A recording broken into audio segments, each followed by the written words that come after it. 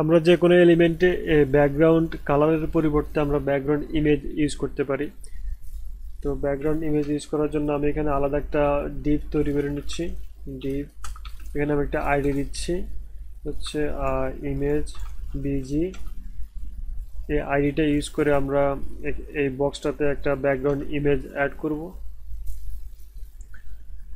আমরা এখানে ID image busy, এটাকে আমরা উইথ দিয়ে দিলাম 100%।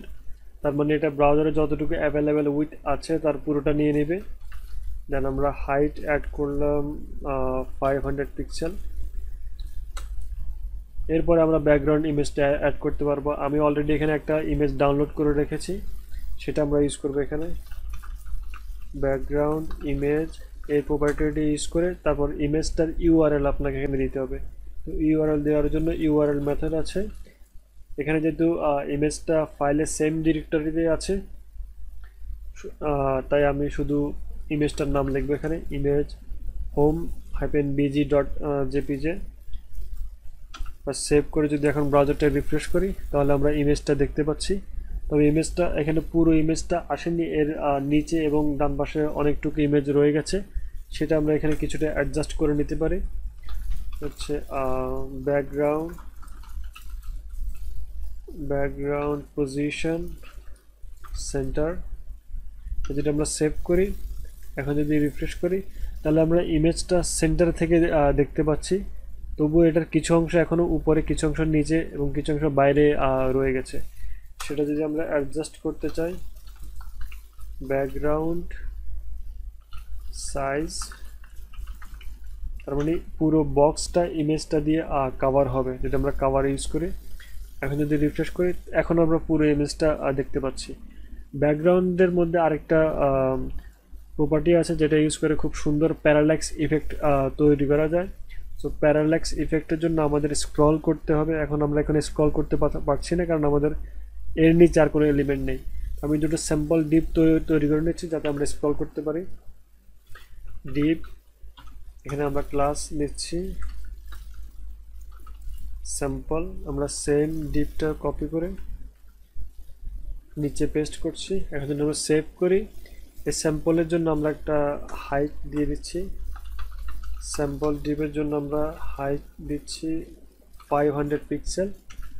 এখন যদি আমরা সেভ করি তাহলে আমরা দেখতে পাচ্ছি ইমেজ বক্সের উপরে এবং নিচে অনেকখানি জায়গা আছে, এখানে আমরা স্ক্রল করতে পারবো। এখন আমরা সেই প্রপার্টিটা ইউজ করব যেটা প্যারাল্যাক্স ইফেক্ট তৈরি করে, সেটা হচ্ছে ব্যাকগ্রাউন্ড অ্যাটাচমেন্ট। যদি ফিক্সড করে দেন এবং সেভ করলাম, এখন যদি আমরা ব্রাউজার রিফ্রেশ করি এখন আমরা সুন্দর প্যারাল্যাক্স ইফেক্ট দেখতে পাবো।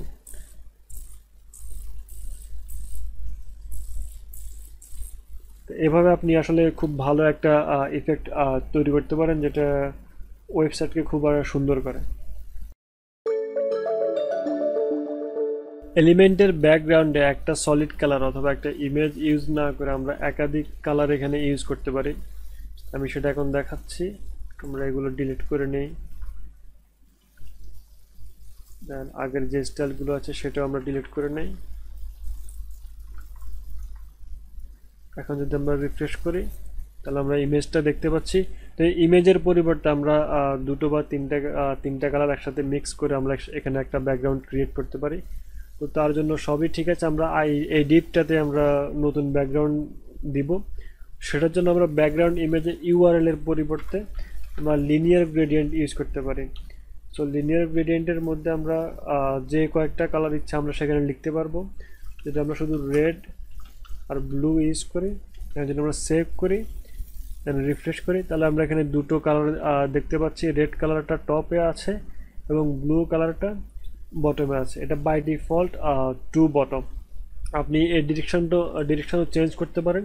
তো তার জন্য আপনি প্রথম যে কালারটা আমরা লিখেছি সেটার আগে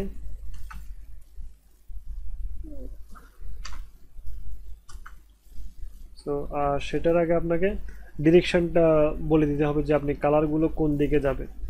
সো টু রাইট যদি আমি লিখি, সরি এখানে হাইপেন হবে না, টু রাইট কমা সেভ করলাম। এখন যদি আমি রিফ্রেশ করি তাহলে এটা লেফট থেকে শুরু হয়ে আর রাইটের দিকে যাবে। আপনি এখানে আরও কয়েকটা কালার অ্যাড করতে পারেন, পার্পিয়াল, পার্পল, ইয়েলো।